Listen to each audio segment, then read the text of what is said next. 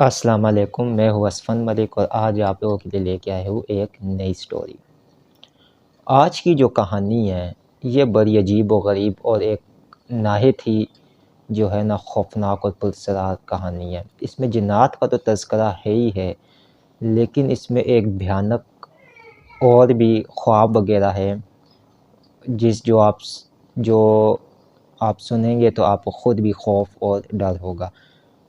और ये सच्ची कहानी है जिसके ऊपर हुई है, उसका नाम कादिर है। हाजी अब्दुल कादिर उनका नाम है और अभी उनकी एज जो है वो तकरीबन 72 के करीब है और जब इनके साथ वाक़या हुआ था उस टाइम ये लगभग 38 या 38 उन्होंने बताया कि 38 साल उनकी एज थी जब ये वाक़या उनके साथ हुआ था। अब्दुल कादिर ये उनका रियल नाम है और उनका ताल्लुक़ जो है वो कसूर से है, ये भी रियल लोकेशन है। अब्दुल कादिर कहते हैं कि हमने कसूर में एक प्रॉपर्टी ख़रीदी अपनी। कहते एक घर हमारा पहले भी था और एक घर हमने ख़रीदा अपना और वो कहते कि वो मैंने अपने बच्चों के लिए ख़रीदा था। और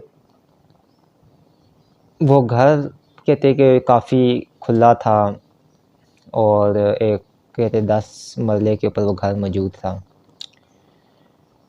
तो अब्दुल कादिर कहते हैं कि मेरा बेटा जो था, मैंने देखा कि अभी मतलब उनकी शादी तकरीबन कहते 1.5 साल हुई थी, तो सिर्फ़ मियाँ-बीवी दोनों थे। तो इतने बड़े घर में मतलब वो दोनों अकेले किस तरह रहते? तो अब्दुल कादिर कहते हैं कि मैंने ये फ़ैसला किया कि मैं अब्दुल कादिर की जो वाइफ़ थी वो और साथ उसकी एक बेटी थी, वो हम 3 वहाँ उस घर में शिफ्ट हो जाते हैं और ये जो घर है, कहते ये घर हमने सोचा कि अपने बेटे को दे देते हैं और ऊपर वाला जो पोर्शन है वो रेंट पे लगा हुआ था। तो वो कहते हैं कि हमने मतलब ये फ़ैसला किया कि आप लोग यहाँ पे रह लो और वो खुला घर है, तो वो हम वहाँ पे चले जाते। तो बेटे ने भी ऐसी खुशी कहा कि ठीक है, जिस आप ही सही समझते हैं या मैं यहाँ पे रह जाए तो आप वहाँ पे चले जाएँ। तो कहते हैं कि हम उस घर में शिफ्ट हो गए।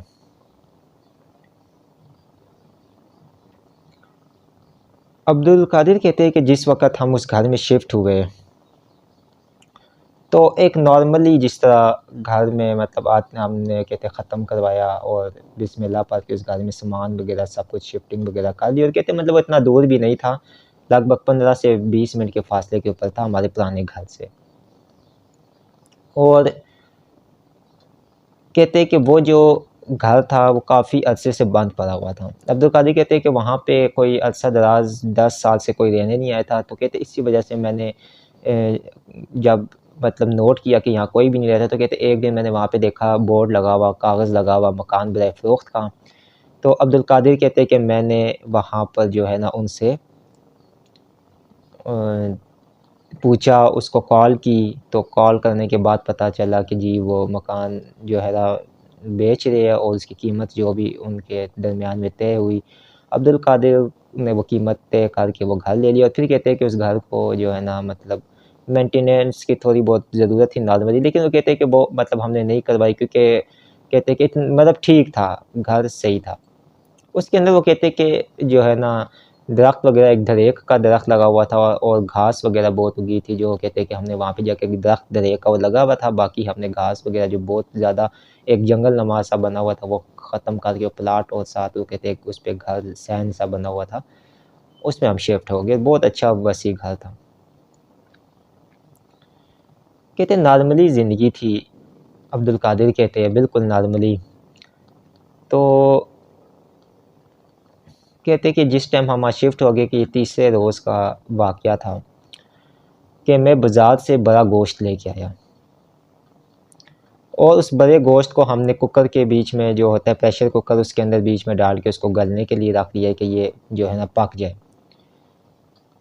कहते हैं अमूमन मतलब जो बड़ा गोश्त होता है वो आधे घंटे के अंदर-अंदर बिल्कुल जो है ना वो गल कर तैयार हो जाता है, पक कर तैयार हो जाता है। तो अब्दुल कादिर कहते हैं कि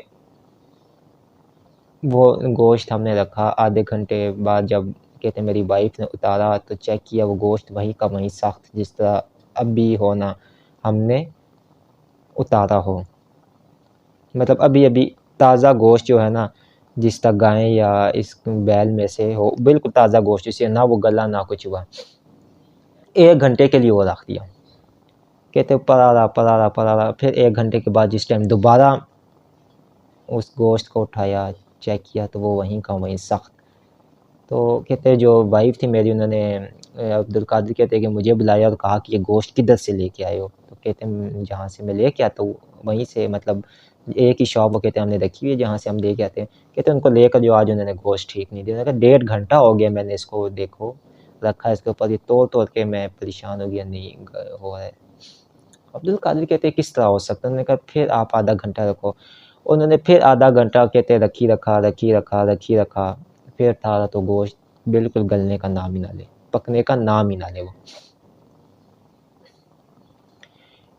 कहते अब्दुल कादिर कि मैंने वो गोश्त उठाया, गोश्त उठा के मैं सीधा दुकान वाले के पास गया कि ये देखो तुम्हारे से गोश्त लेके गया और इसको हमने 2.5 घंटे चूल्हे पे रखा, कुछ भी नहीं हुआ। दुकान वाला भी बड़ा परेशान कि हाजी साहब कितने दिन हो गए, मतलब आप तो अरसा-दराज़ कोई 8, 9, 10 सालों से आप और आपके बेटे यहाँ से गोश्त लेकर जाते हैं। कभी इसका कंप्लेन नहीं, वो कहते हम भी बड़े परे हल, मतलब ये किस तरह हो सकता है? मैंने कहा देख लो आपके सामने है। उन्होंने कहा और किसी भी गाहक की कंप्लेन है, लिहाज़ा आप इस तरह करें कि जो है ना वो कर लें, पेमेंट आप वापस ले लें। हो सकता है तो वो, क्योंकि जान-पहचान वाले थे, एक अच्छा था, उन्होंने पेमेंट उनको वापस दे दी। और वो गोश्त वहाँ पे रख दिया कि हम इसको चेक करते हैं कि ये क्यों नहीं हो रहा, हम इसको घर अपने बेचते या पकवाते क्या है। तो हाजी जो ये अब्दुल कादिर साहब थे, इन्होंने क्या किया, ये गए चिकन शॉप से चिकन ली और वो घर दे दी, और चिकन जिस टाइम पकाई गई तो वो बिल्कुल ठीक-ठाक पक गई। तो उनकी वाइफ़ ने कहा देखो आप चिकन लेके आई है तो बिल्कुल ठीक-ठाक पक गई है, लेकिन वो गोश्त नहीं, था इसका मतलब कि गोश्त ख़राब था। कहते वक़्त इसी तरह 2 दिन, 3 दिन गुज़र गए, चौथे दिन 4 दिन गुज़र गए, 5, कहते एक दिन फिर इसी तरह कहते मैं गोश्त लेने गया, गोश्त वाली शॉप पे। तो वहाँ पे मैंने कहा कि हाँ भई आज गोश्त मुझे दोबारा दो, तो वो एकदम अब्दुल कादिर को, जो शॉप वाला था, उन्होंने अब्दुल कादिर को बोला कि आप जिन्हें जो उस दिन मेरे पास गोश्त आया था, आपने कितने घंटे रखा था? उसने कहा 2.5 घंटे। उन्होंने कहा आपको पक्का पता है? उन्होंने कहा जी, ढाई ढाई घंटे रखा था। कम से कम 1 घंटा तो कहते हैं कि अब्दुल कादिर ने शॉप वाले को कहा कि मेरे सामने पड़ा हुआ था। उन्होंने कहा वही गोश्त हमने घर भेजा था और आधे घंटे क्या 20-25 मिनट के अंदर तैयार होके हमारे पास आ गया था और हमने शॉप में उधर ही खाना खाया था। उस गोश्त से कुछ भी नहीं था। अब्दुल कादिर कहते किस तरह हो सकता है? उन्होंने कहा जी हाँ। उन्होंने कहा चले आज आप गोश्त दें मुझे, मैं देखता हूँ। उन्होंने कहा हो सकता है कि प्रेशर कुकर में या कोई इस तरह का कुछ मसला आ गया हो। लेकिन सवाल ये पैदा होता था प्रेशर कुकर में भी मसला आ जाए, लेकिन कुछ ना कुछ तो उस बोटी में फ़र्क है ना। लेकिन वो सख्त की सख्त थी। इसी तरह हुआ, अब्दुल कादिर कहते हैं कि मैंने वो गोश्त लिया, गोश्त लेके दोबारा घर आया। घर आके मैंने वाइफ़ को बोला, अपनी बीवी को बोला कि वो इस तरह हमने जो उस दिन गोश्त लिया था, वो उन्होंने तो कहते वो बिल्कुल हमने आधे घंटे के अंदर पका लिया है। आप इस तरह करो आज इसको फिर रखो। कहते हैं अब्दुल कादिर, वो उन्होंने गोश्त दोबारा चूल्हे के ऊपर रखा और उस गोश्त को पकाने के लिए छोड़ दिया, और आधे घंटे बाद या 45 मिनट बाद वो कहते दोबारा जिस टाइम कुकर खोला तो वो गोश्त उसी दिन की तरह सख्त तरीन, बिल्कुल वो पके ही ना।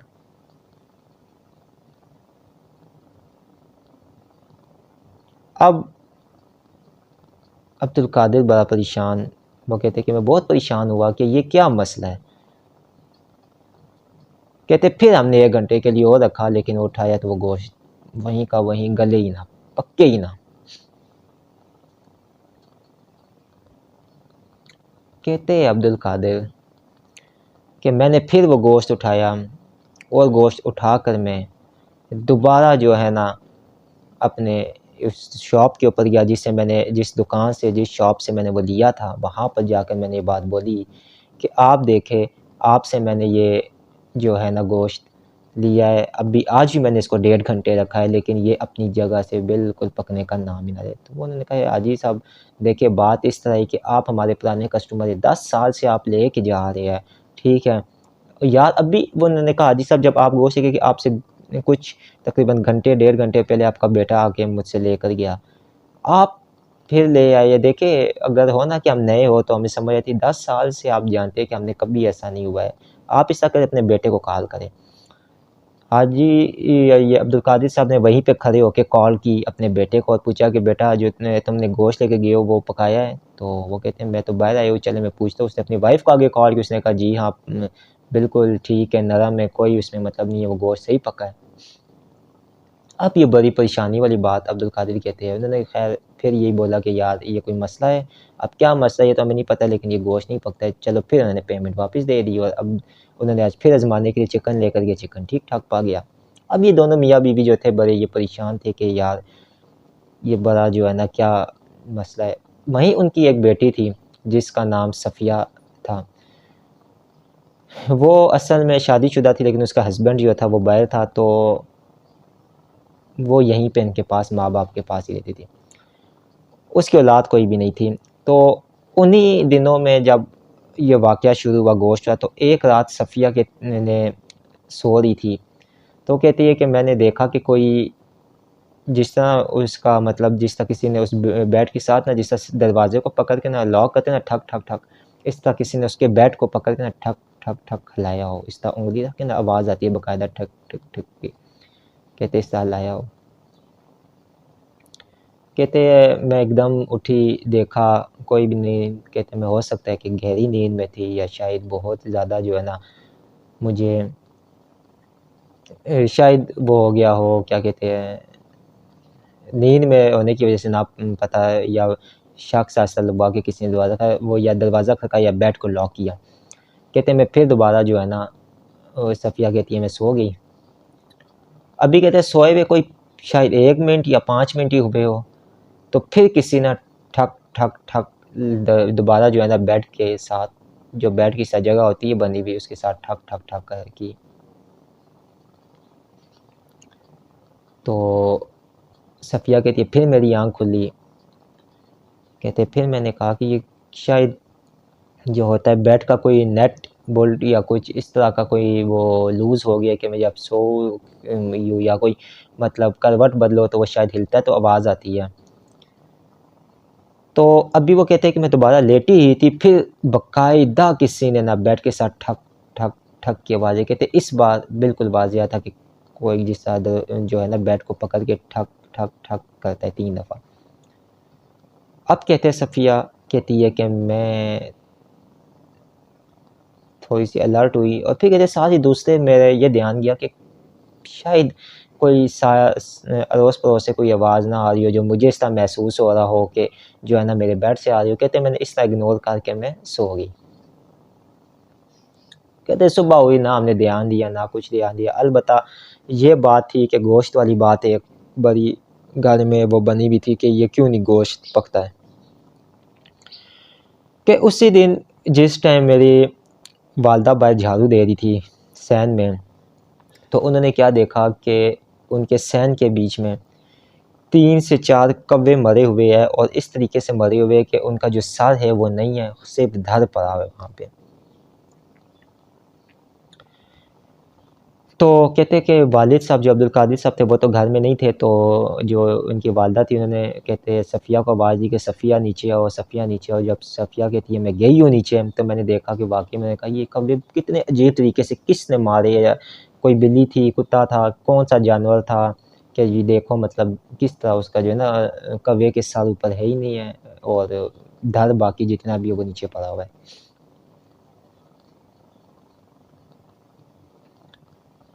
अब ये बड़ा जो है ना मतलब एक अनोखा वाक़या हुआ। ख़ैर उन्होंने वो उसको भी उठाया और बाहर कचरे में फेंका सब बाहर।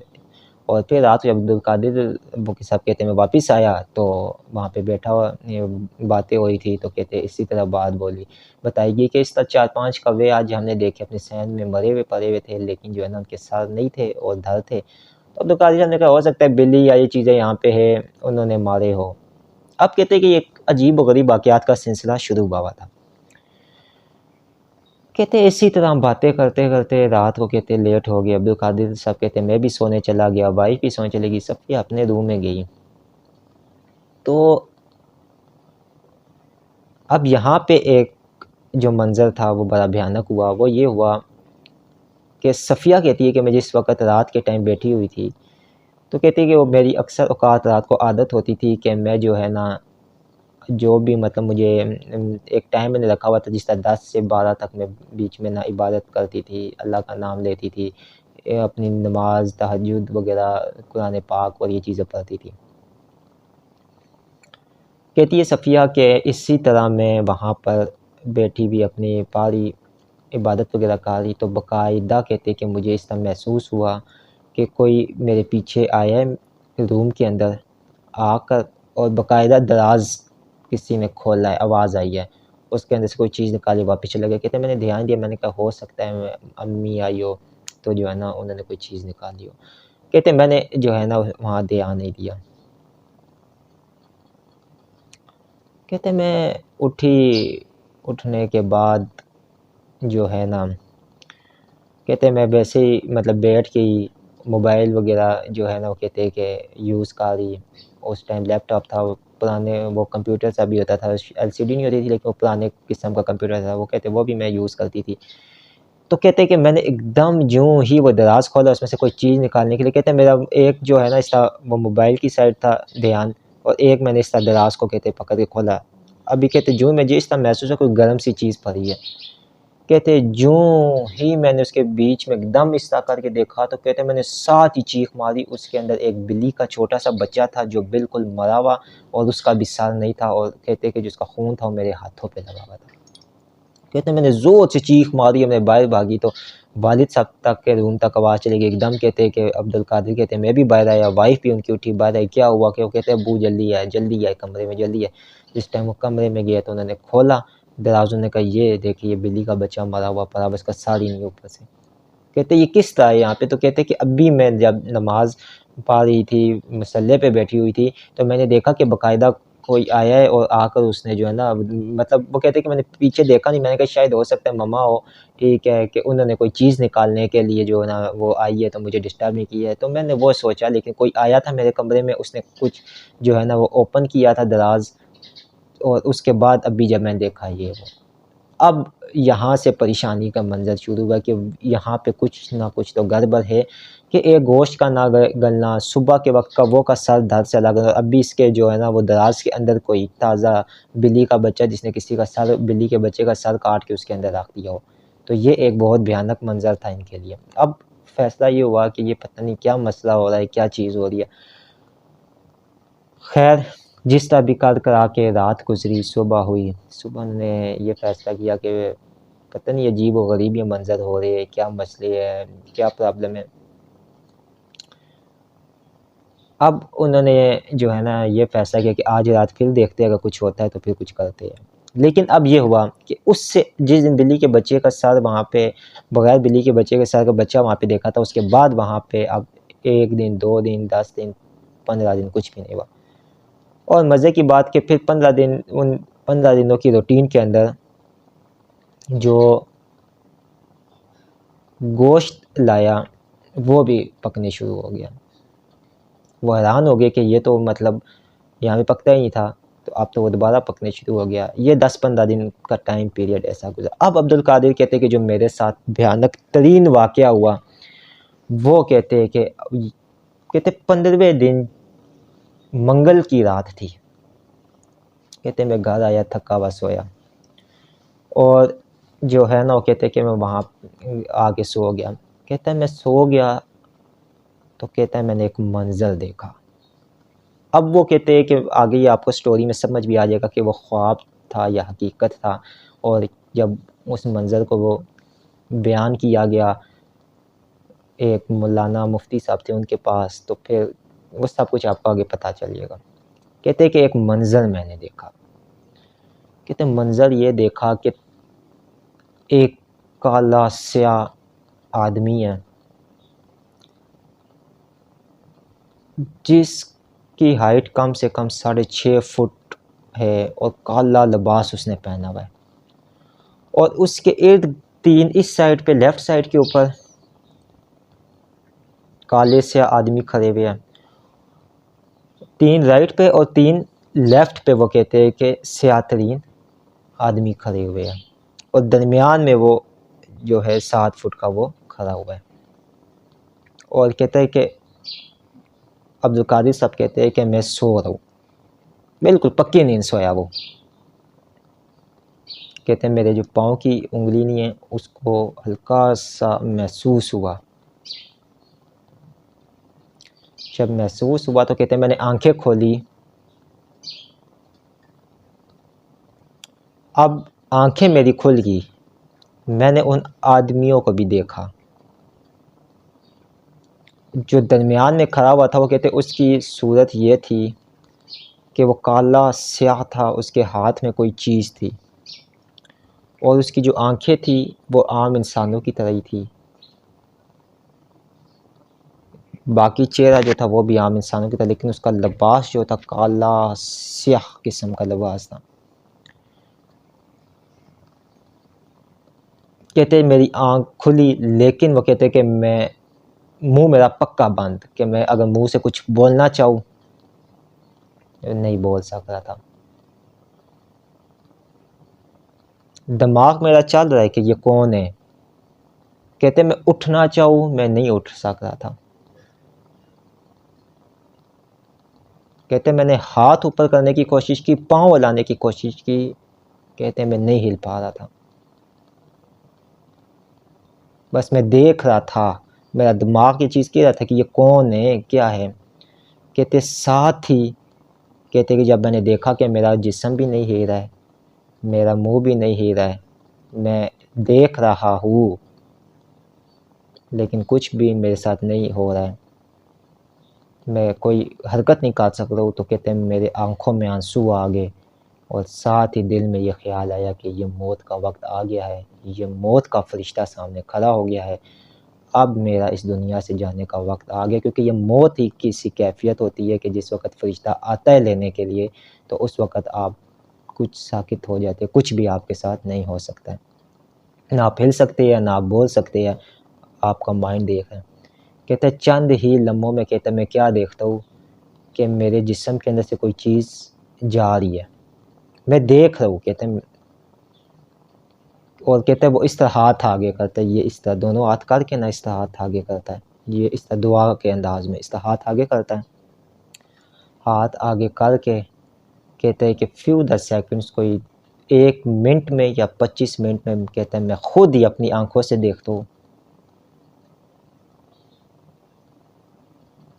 कि मेरे जिस्म को ना इस तरह पकड़ते हैं, पकड़ के कहते जिस्म मेरा वहीं पे पड़ा हुआ है, लेकिन उसमें से एक और बिल्कुल हूबहू, वो कहता है मैं खुद, बिल्कुल मैं खुद। कहते हैं कि समझो कि मेरा दूसरे जिस्म की उन्होंने कॉपी बना दी है। कहते हैं मैं देखता हूँ वहाँ से मैं निकलता हूँ उस जिस्म में से अपने, और वो मुझे इस तरह हाथ में उठाते हैं, उठाकर इस तरह वहाँ पे रख देते हैं।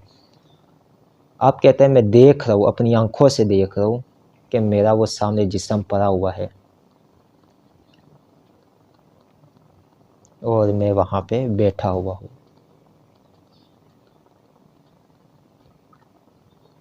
और मैं वहाँ से निकला और कहता है मैं क्या देखता हूँ कि वो जो 6 के 6 लोग होते हैं वो मेरे जिस्म को, वो कहते हैं मेरे जिस्म से समझ ले कि मेरी रूह को बाहर निकाल के ख़ुद वहाँ से चले जाते हैं। और कहते हैं मैं देख रहा हूँ, मैं अपने जिस्म को टच करता हूँ लेकिन वो टच नहीं हो पाता है। मैं सब देख रहा हूँ कि मेरी जो वाइफ़ है मेरे साथ सो रही है।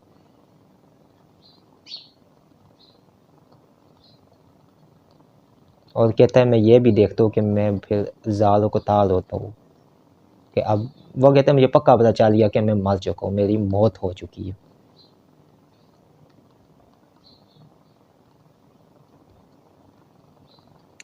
फिर वो कहते हैं कि जो इसके बाद भयानक तरीन मंज़र शुरू हुआ, वो ये मंज़र शुरू हुआ। कहते हैं कि फिर मैं बैठा रहा, वहाँ पे बैठा रहा, सुबह होती है, फ़जर की नमाज़ का वक्त होता है और फ़जर की नमाज़ के वक्त जब मेरी वाइफ़ उठती है और मुझे उठाने की कोशिश करती है तो कहते हैं कि मैं नहीं उठ पाता हूँ। ये असली कहानी मैं आपको आज रियल स्टोरी बता रहा हूँ, आगे जाके आपको सब चीज़ें समझ भी आ जाएगी। तो वो कहते हैं वो उठाने की कोशिश मुझे करती है लेकिन मैं नहीं उठता हूँ। जब वो ज़ोर-ज़ोर से हिलाती है, मैं नहीं उठता हूँ, तो वो फ़ौरन मेरे सामने भागती है और कहते हैं मैं आवाज़ें दे रहा हूँ अपनी वाइफ़ को कि मैं ये हूँ, लेकिन वो कोई सुनती नहीं, वो फ़ौरन भागती है, अपनी बेटी को बताती है।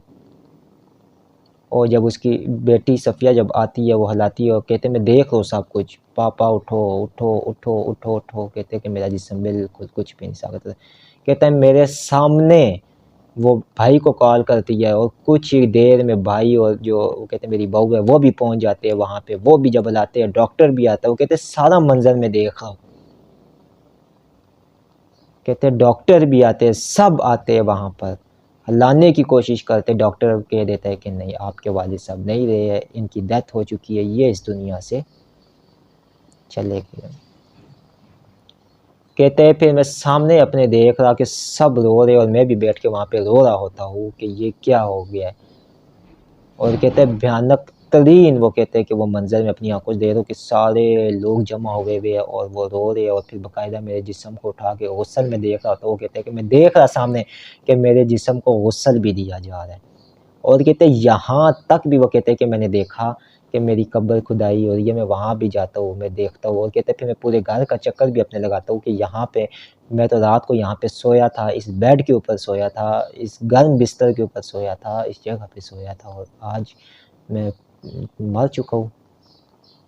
कहते वो जो मैंने रात को वो कहते कि उनको वो कहते कि मुझे ड्राई फ्रूट बहुत खाने का शौक था, बादाम और उन्होंने वो जो होती है खुरमानी का नाम लिया, वो भी कहते मैंने रात को देखी कि मैंने यहाँ पे ये रात को खाई। वो भी पड़ी हुई वहाँ पे। उसके बाद वो कहते हैं कि मैंने वो भी देखा कि यार मैंने ये मुझे वो कहते हर चीज़ याद कि यार ये मैंने रात को मतलब खबरें जो स वो टेलीविज़न उस पे टीवी के ऊपर जो मैंने कहते कि देखी खबरें वो भी मुझे याद कि मैंने रात को ये खबरें देखी और मैं पूरे घर में कहते रोता हुआ घूमा और कहते हैं कि मैंने किया कि यार मतलब मैं मर चुका हूँ, ख़त्म हो गया हूँ मैं। और कहते हैं मेरे जिस्म को उन्होंने बाकायदा जिस तरह एक मैयत पड़ी होती है, इस तरह और मैं देख रहा हूँ सारे वहाँ पे बैठे हुए, रो रहे हैं, पीट रहे और कहते हैं मैं उनको आवाज़ें दूँ तो कहते हैं कि मुझे पता था कि जो है ना कोई सुन ही नहीं रहा है। कोई भी नहीं सुन सकता। वो कहता है मैं बेबस हो के कभी इधर जा रहा, कभी उधर जा रहा, कभी किस कमरे में जाऊँ, कभी किधर जाऊँ, अपनी चीज़ों को देखूँ, क्या करूँ, सारी चीज़ों को भी देख रहा।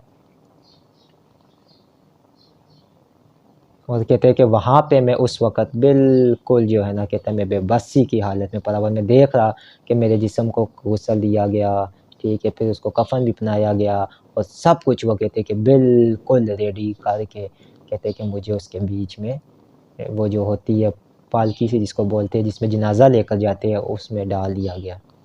और फिर एक भयानक तरीन मंज़र और ये शुरू हुआ कहते हैं कि फिर मैं क्या देखता हूँ कि सारे लोग मेरा जनाज़ा उठा के मस्जिद में जा रहे हैं और कहते हैं मैं खुद भी वहाँ पे बैठा हुआ हूँ। और कहते हैं कि फिर जब जनाज़ा पढ़ा गया और फिर लोगों ने कहते हैं सबसे खौफ़नाक भयानक मंज़र उस टाइम था कि जब कहते हैं मेरा जनाज़ा घर से बाहर निकला और मैंने देखा कि बस इस घर को अब मैं छोड़ के चला गया हूँ। इस घर को मैं अब छोड़ के बिल्कुल कहीं दूर जा रहा हूँ। कहते हैं बिल्कुल जो है ना उस घर को मैंने देखा ख़ैर बात कि यहाँ पे कल रात कहते हैं कि तकरीबन मैं रात 10, 11, 12 बजे तक इस घर में कल रहा था, ज़िंदा था। मैंने यहाँ पे खाना खाया था। मैंने कल अपने बेटे से बात की थी, अपनी बीवी से बात की थी, बेटी से बात की थी, सबसे बातें की थी और आज मैं किसी ऐसी जगह के ऊपर जा रहा हूँ कि जहाँ दोबारा मैंने यहाँ पे नहीं आना। वो एक आगे की क्या ज़िंदगी है, क्या है नहीं। वो कहते हैं यहाँ तक मैंने देखा, यहाँ तक भी देखा मैंने कि फिर जब मैं कब्रिस्तान पहुँचता हूँ, कहते हैं कि फिर मैं क्या देखता हूँ कि मेरी कब्र है, सामने कब्र है। और वो कहते हैं कि उसके अंदर बाकायदा जब मेरे जिस्म को रखा जाता है, मैं देख रहा होता हूँ, कहते हैं फिर उसके बाद कहते हैं वहाँ पे एक ऐसा मंज़र वो कहते हैं तब्दील होता है कि बिल्कुल घुप अंधेरा हो जाता है। अब कहते हैं कि मैं उससे बाहर निकलने की पूरी कोशिश करता हूँ कि मैं यहाँ से बाहर निकलूँ लेकिन नहीं निकल सकता हूँ।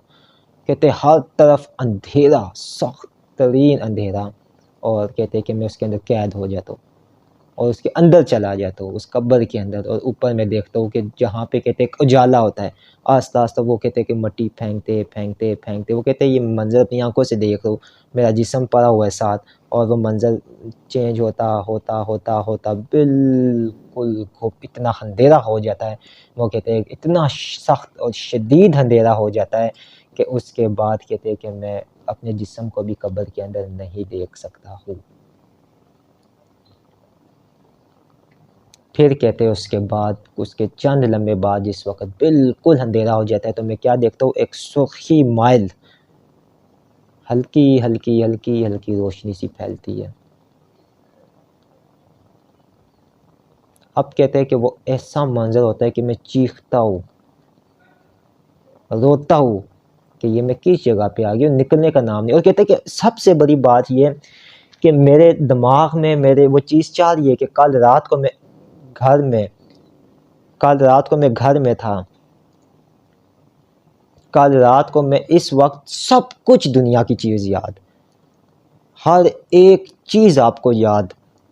वो कहते हैं कि मुझे एक-एक चीज़ याद थी कि कल रात को मैंने ये खाया था, कल रात को मैंने वहाँ पे ये था। मुझे कहते हैं मैं उस जगह के अंदर, उस कब्र के अंदर बैठ के ये चीज़ कर रहा हूँ कि कल रात को मैंने वहाँ पे ये खाया था, कल रात को मैंने, लेकिन कहते हैं मेरी कोई आवाज़ नहीं सुन पा रहा है। और अब कहते हैं कि मैं सिर्फ़ और सिर्फ़ एक मिट्टी में हूँ, ना मुझे वो कहते हैं सर्दी का एहसास है, ना गर्मी का एहसास था, ना भूख का एहसास था, ना प्यास का एहसास था। मुझे बस ये चीज़ें याद आई थी कि कल तो मैं रात को वहाँ पे बैठा था। कहते हैं मुझे अपनी, वो अब्दुल कादिर कहते हैं मुझे अपनी वाइफ़ याद आ रही थी कि कल को तो मैं वहाँ पे बैठा हुआ था, कल को तो मैं वहाँ पर जो है ना उनके साथ था, उनके साथ मौजूद था।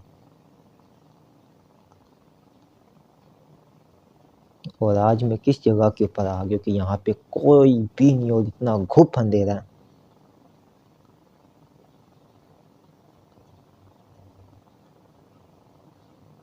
कहते उस ही वक़्त कहते कि मैं क्या देखता हूँ कि एक घड़घड़ाहट आती है, सही घड़घड़ाहट, जिस तरह कहते सही भयानक घड़घड़ाहट आती है, और वो ही जो मुझे लेकर गए थे वो ही वहाँ पे आते हैं। और जब वो वहाँ पे आते हैं तो कहते हैं कि फिर जिस टाइम मैं उनको देखता हूँ तो कहते हैं मैं एकदम ज़ोर से चीख मारता हूँ, लेकिन कहते फिर एकदम एक और मंज़र ये होता है, कहते हैं कि मेरे दिल में आयतुल कुर्सी का विर्द शुरू हो जाता है। कहते हैं मैं यूँ ही पढ़ता हूँ अल्लाहु ला इलाहा इल्ला हुवल आयतुल कुर्सी पढ़ता हूँ, या जिससे पूरी वहाँ पे पढ़ने की मैं कोशिश करता हूँ, आयतुल कुर्सी पढ़ता हूँ, तो कहते हैं एकदम मैं ज़ोर से जब चीख मार के उठता हूँ तो वो कहते हैं कि असल में मैं जब चीख मार के उठता हूँ, अब्दुल कादिर कहते हैं, तो मैं अपने घर के बेड पे मौजूद होता हूँ। और कहते हैं मैं अब चारों तरफ देखता हूँ, मैं चीखता हूँ, पसीने-पसीने हुआ, तो एकदम साथ वाइफ़ भी उठ जाती है और एकदम जो है ना, कहते इतने ज़ोर से मैं चीख मारता हूँ कि मेरी जो बेटी है वो भी उठ जाती है। एकदम वो आते हैं तो मैं एकदम आगे-पीछे देखता हूँ पागलों की तरह कि मैं कहाँ पे हूँ, क्या है, किस तरह। तो कहते कम से कम 5 से 10 मिनट वो कहते हैं कि मुझे मेरी वाइफ़ और मेरी बेटी रिलैक्स करने में लग जाती है। तो कहते हैं मैं जिस टाइम देखता हूँ तो मैं वहाँ पे अपने घर, अपने बेड के ऊपर मौजूद होता हूँ। कहते जब मैं रिलैक्स होता हूँ पूरी रात, कहते हैं मुझे नींद नहीं आती है। फ़जर का वक़्त होता है, फ़जर की नमाज़ वो कहते हैं मैं उठ के पढ़ता हूँ। और वो कहते हैं अब्दुल कादिर साहब कि आज मैं आपको स्टोरी अपनी बता रहा हूँ पहली मर्तबा, कि आज भी मैं रात को जब सोता हूँ ना तो वो मंज़र मेरी आँखों के सामने आता है और मैं आज भी खौफ़ खा जाता हूँ। मरना तो सब ने एक दिन, लेकिन कहते हैं कि मैंने पहले ही मौत का मंज़र देख लिया था। कहते सुबह जिस टाइम मैं उठता हूँ मैंने सारा हब सब कुछ बताता हूँ, और कहते हैं मेरे आँखों में आँसू होते हैं बताते हुए भी। कहते हैं कि फिर एक मुफ्ती साहब वहाँ पे थे, उन्होंने बताया, मुफ्ती साहब बड़े पहुँचे हुए मुफ्ती साहब थे, अल्लाह के नेक थे। उनके पास गया और उनको सब कुछ बताया, उन्होंने अपने इल्म के मुताबिक बताया कि ये जो कुछ भी तुम्हें दिखाया गया था, ये सब कुछ उस घर में जिसमें तुम शिफ्ट हुए वहाँ पे जिन्नात थे। वहाँ पे जिन्न रहते हैं, वहाँ पे जिन्नों का कबीला है, उन जिन्नात के कबीलों ने तुम्हें ये मंज़र दिखाया था सब कुछ। और हाँ, हकीकत में मौत की कुछ ऐसी चीज़ें हैं कि जो तुमने देखी वो असल में उन जिन्नात की तरफ से सब एक स्टोरी हायर की गई थी। वो सब कुछ एक जो है ना उनका मंज़र उनकी तरफ से दिखाया गया था कि ताकि तुम डरो और तुम लोग यहाँ से निकलो। तो अलबत्ता ये है कि वो कोई जानी नुकसान तो नहीं करना चाहते आप लोगों का, लेकिन ये है कि आप इस घर को छोड़ दो जल्द से जल्द। ये इतना ख़ौफ़नाक वो कहते हैं मंज़र था, इतना ख़ौफ़नाक मंज़र था, हम कहते हैं कि मैं आपको आज भी कहते हैं, मैं अब भी कहते हैं इसको वाक़ये को बहुत टाइम हो गया, कोई 20-25 साल गुज़र गया। कहते 72 एज है, कहते फिर भी वो कहते मौत एक ना एक दिन आती है, लेकिन कहते ये हकीकी बात थी कि मैंने खुद देखा था कि मेरे जिस्म से मेरी रूह जो है ना वो अलग हो चुकी है। और सब कुछ कहता है कि मैं वो मंज़र आज भी जब मेरी आँखों के सामने आता है कि किस तरह मैं बेबसी के साथ पूरे घर में घूम रहा था और किस तरह जिस टाइम वो आए थे तो मेरा जिस्म साक़त हो गया था। मुझे हर एक बात है तो कहते सबसे तकलीफ़दार लम्हा वो था कि जिस वक़्त वो कहते हैं मैं अपने बेड के ऊपर लेटा हुआ था और जब वो आए थे लेने के लिए और मैं अब ये बेबसी होके सोच रहा था कि अब मेरी मौत का टाइम आ गया और ये मुझे लेने आए, ना मैं हिल सक रहा हूँ, ना मैं कुछ बोल सक रहा हूँ, कुछ भी मैं नहीं कर सक रहा हूँ। मेरा इस दुनिया से अब जाने का वक़्त आ गया है। और कहते फिर उससे भयानक मंज़र ये था कि जिस वक़्त मेरे ज़हन में ये बात चल रही थी कि रात को मैं इसी बेड के ऊपर मैंने जो है ना ड्राई फ्रूट खाए थे, इसी बेड के ऊपर लेटकर मैंने जो है ना टीवी देखा था, ख़बरें सुनी थी, मैंने अपनी बीवी से बातें की थी, बेटी से मिला था, सब कुछ कहता मुझे चल रहा मेरे ज़हन में और अब मैं इतना बेबस कि मेरी कोई आवाज़ भी नहीं सुन रहा है और सब बैठ के रो रहे हैं और उससे भी भयानक मंज़र कहता है कि जिस वक़्त मैं उस कब्र के अंदर मुझे उतारा गया और मैंने अपनी आँखों के सामने देखा कि बिल्कुल अंधेरा हो गया और मैं उसमें से निकलने की कोशिश भी करता हूँ, नहीं निकल सका और साथ मेरे वो कहता है कि जिस्म पड़ा हुआ बिल्कुल और मैं ये वहाँ भी ये चीज़ कहते हैं कि मेरे ज़हन में आ रही कि आज पूरा दिन किस तरह रोते रहे सारे और मैं कल रात को कहाँ पे था और किस तरह था, लेकिन कहते हैं कि ना गर्मी, ना भूख, ना प्यास के एहसास में पागल। कहते हैं कि ये वाक़या ज़िंदगी में वो कहता है कि मुझे ले दिया गया था। अभी तक वो कहते हैं कि मैं इस वाक़ये को सोचता हूँ और कहते हैं कि मैं जो है ना मतलब सब चीज़ों को कहते हैं कि मैं भुला सकूँ, लेकिन इस वाक़ये को मैं आज तक नहीं भुला सकूँ। कहते इस वक़्त मैं आपको ये स्टोरी भेज रहा हूँ। ये भी वो कहते हैं कि अगर आपने सुनानी हुई, कुछ चीज़ें इसमें अभी भी मैंने स्किप की है, वो और भी इससे भी खौफ़नाक थी जो उन्होंने बताई है। लेकिन वो मैंने खुद स्किप कर दी है, ठीक है। लेकिन ये है कि उन्होंने जो है ना सही मायनों में ये पूरी स्टोरी बताई थी कि इस तरह ये हुआ था कि फिर उसके बाद उन्होंने बोला कि जो है ना मुझे जिस टाइम पता फिर हमने फ़ौरी तौर पे उन्होंने कहा कि आप इस घर को छोड़ दें, क्योंकि ये मंज़र उनकी तरफ से दिखाया गया और उसके बाद कहते हैं कि कम से कम वो कहते हैं कि 1 साल तक वो कहते हैं कि मेरा ये आलम था कि मैं दिन को सो जाता था, रात को कहते हैं मुझे नींदें नहीं आती थी इस वाक़ये के। फिर कहते हैं हमने जो वो कहते हैं अब्दुल कादिर साहब के एक तकरीबन 1 मंथ भी नहीं, 1 हफ़्ते के अंदर-अंदर कहते वाक़यात फिर भी हो रहे थे वहाँ पे कुछ ना कुछ, लेकिन कहते हैं कि 1 मंथ के अंदर मेरे जो बेटे थे वो कहते हैं मुझे वहाँ पे अपनी घर में वहीं पे हम शिफ्ट हो गए, ये घर हमने फ़ौरी तौर पे सेल किया। ठीक है, सेल करके और फिर हमने जो है ना वहीं पे दोबारा उन्होंने कहा नहीं आप यहीं पे रहो और उसके बाद फिर हम कहते हैं अब्दुल कादिर साहब वहीं उसी घर में अपनी दोनों फ़ैमिलियाँ रहने लगी। कहते हैं कि मतलब अब्दुल कादिर साहब कहते हैं मेरा बेटे के साथ कोई लड़ाई-झगड़ा नहीं था, वैसे हमने कहा कि आप अलग यहाँ पे रहो, हम वहाँ पे रहते हैं। लेकिन फिर उसके बाद कहते हैं कि हम सब वहाँ पे रहने लगे और फिर जो बेटी थी इनकी सफ़िया वो कहते हैं कि चली गई हस्बैंड के साथ बाहर और फिर कहते हैं मैं और मेरी वाइफ़ और बेटा और बहू हम वहीं पे रहने लगे। लेकिन कहते हैं ये मंज़र ये आज भी मैं जब याद करता हूँ कहते हैं इसमें सबसे भयानक और खौफ़ तरीन सिर्फ़ कहते हैं कि 2 मंज़र थे। एक मंज़र जिस टाइम कहते हैं कि मैं बिल्कुल साकित था कि मैं ना बोल सक रहा था ना कुछ। फिर वो कहते हैं कि दूसरा मंज़र वो था कि जिस वक़्त मुझे कब्र के अंदर मैं देख रहा हूँ कि बस अब सब अंधेरा हो चुका है। तो वो मुझे बता रहे थे अब्दुल कादिर साहब वो कहते हैं कि ये जो लोग मतलब कहते हैं कि हम अपनी ज़िंदगी ख़त्म कर दें, हम मर जाए, हमें मौत आ जाए, हमें ये हो जाए, हमें वो हो जाए। तो अब्दुल कादिर साहब कहते हैं कि एक मरतबा मैंने अपनी ज़िंदगी के अंदर मौत को देख लिया है। कहते हैं कि अगर रियल में वो कहते हैं अब्दुल कादिर साहब कि फिर रियल में मौत का भयानक तरीन मंज़र क्या होगा? अगर ये ख्वाब था इतना भयानक तरीन उन जिन्नात की तरफ से ये चीज़ मंज़र किया गया था, सामने ये चीज़ें शो करवाई गई थी डराने की सूरत में, तो कहते हैं कि फिर असली हकीकी मौत का मंज़र क्या होगा? जो लोग आज अपने लिए तंग आके कहते हैं कि हमें मौत आए, हमें ये आए, हमें वो आए, वो आए, तो उनसे सिर्फ़ वो कहते हैं कि एक सवाल कि हकीकत में तुम लोगों को अगर कुछ हो गया, मौत आ भी गई, फिर वो मंज़र कैसा होगा? वो कहते जिस टाइम तुम लोग बेबस हो जाओगे, वो कहते एक चीज़ तो मैंने देख ली, वो कहते अल्लाह बेहतर जानता है, लेकिन ये चीज़ मैंने देख ली कि आपको सब कुछ याद रहे कि आपने रात को कि ये खाया था, ये पिया था, आप इस बेड के ऊपर थे। कहते मैंने मुफ्ती साहब के बारे में, मुफ्ती साहब ने एग्ज़ैक्टली ये बात बोली थी कि एग्ज़ैक्टली ऐसा ही होता है। और कहते हैं मज़ीद के जिन्नात पूरी आपको एक ऐसी, वो कहते हैं अब्दुल कादिर साहब कहते हैं कि मैं किसी से डरने मतलब जो है ना, मैं बड़े मज़बूत एसाब का मालिक था, मैं किसी से डरता था।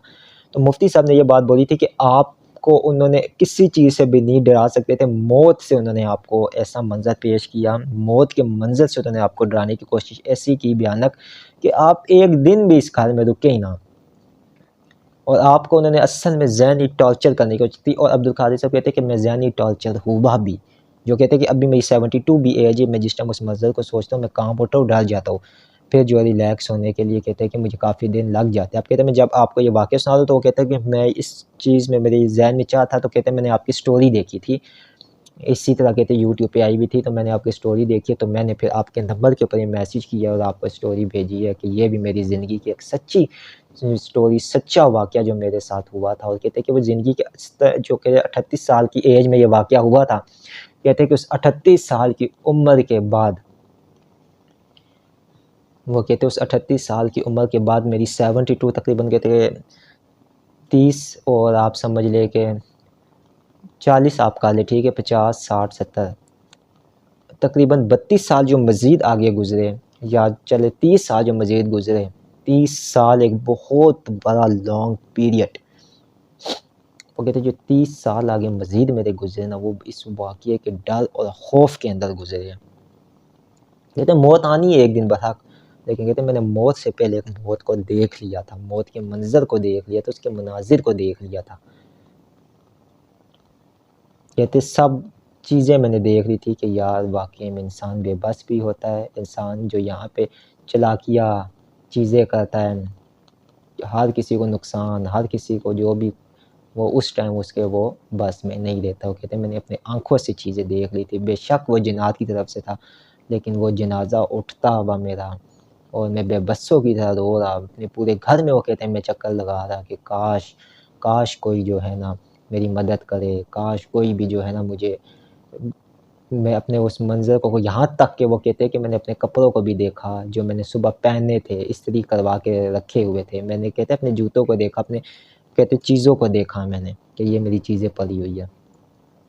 और फिर अब बाहर आया तो फिर कहते हैं, और कहता है कि मेरी अपनी आँखों से वो मंज़र नहीं देखा जाता कि जब सब रो रहे, चीख रहे, पीट रहे मेरी जिस्म पे, और कहते हैं फिर मैं अंदर चला जाता, और फिर अंदर तक भी मुझे वो आवाज़ें आती, फिर मैं बाहर आता तो कहते हैं फिर असल में क्या भयानक मंज़र होगा मौत का। इससे आगे क्या था, जिस वक़्त मैंने सिर्फ़ आपको इतनी यहाँ से कहानी स्किप कर दी कि जब वो घरघराहट आई, उसके बाद भी कुछ मंज़र था जो मैं आपको नहीं बता रहा हूँ। हालाँकि उन्होंने बोला बता दे, लेकिन मैं नहीं बता रहा हूँ क्योंकि बाज़ औक़ात लोग डर भी जाते हैं, ठीक है। अभी तो मैंने कुछ कहानी आपको बताई नहीं है, सुनाई नहीं, मेरे पास इतनी खौफ़नाक ये पीछे नॉर्मल सी सुनाई है, काफ़ी लोग डरे भी है, ठीक है। ये अभी नॉर्मल मैंने वाक़यात आपको जो मंज़िल बताई, उसके बाद जब वो आते हैं तो उसके बाद का आगे का क्या मंज़र होता है। जब उनके मुँह से ये मैंने कुछ बीच में से हिस्सा काट के डायरेक्ट ये बात बोल दी कि उन्होंने आयतुल कुर्सी का विर्द किया और वो उन्होंने वहाँ पर अपने जो है ना बिस्तर पे अपने आप को पाया, और कहते हैं कि जिस टाइम मैंने अपने आप को बिस्तर से पाया, कहते हैं मैंने आप सोच भी नहीं सकते कि एक नई ज़िंदगी थी। तो ये थी आज की स्टोरी, जो एक सच्ची कहानी थी अब्दुल कादिर साहब के साथ कसूर में ये वाक़या पेश आया था। उनकी ज़िंदगी की सबसे खौफ़नाक तरीन कहानी थी। कुछ वाक़यात इंसान कहता है ना कि ज़िंदगी में नहीं भूल सकता पूरी ज़िंदगी में, तो वो ये है। और फिर उन्होंने अब्दुल कादिर साहब ने मुझे ये भी बात बताई कि आपने एक ये मैसेज भी देना है उन लोगों के लिए जो ये हर बात में कहते हैं कि हमें मौत आए, हमें ये है, वो है।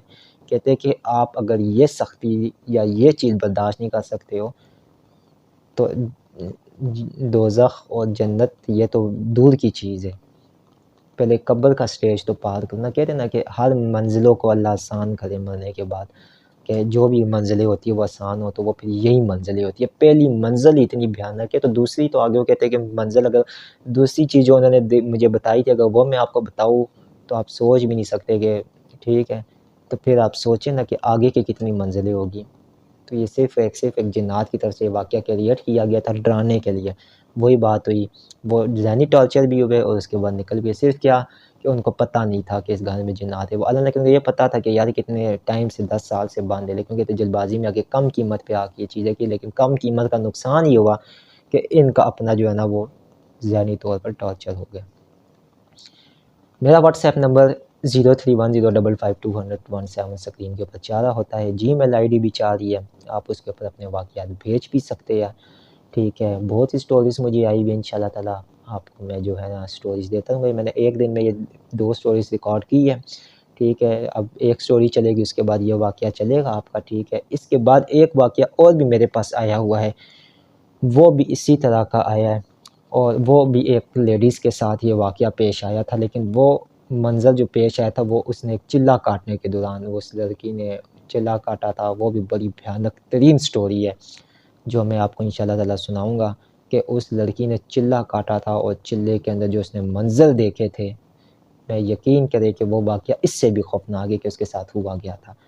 और फिर आखिर में उसकी मौत जो है ना किस तरह थी, ये पूरा मतलब वो उनका उसके जो भाई है उसने मुझे वाक़या भेजा था, उनकी अपनी बहन थी जिनके साथ ये वाक़या हुआ था। इंशाअल्लाह इसके बाद वो स्टोरी भी आपको सुनाऊँगा। इसी के साथ मुझे इजाज़त दें, अल्लाह हाफ़िज़।